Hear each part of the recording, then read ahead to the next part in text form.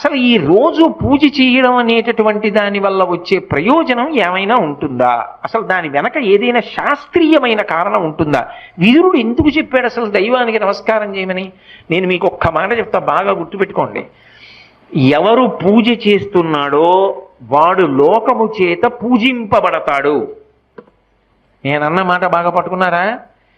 ఎవరు పూజ చేస్తాడో వాడు లోకము చేత పూజ అందుకుంటాడు.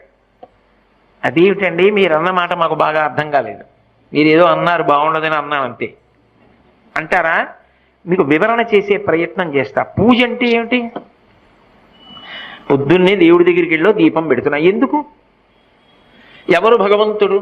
చంద్ర సూర్యౌ చ నేత్రే కర్ణావాసా శిరోద్యౌ ముఖమవిదహనో యస్య వాస్తేయమబ్ధిః అంతస్తం యస్య విశ్వం సురనర ఖగో భోగి గంధర్వ దైత్యైః చిత్రం రం రమ్యతే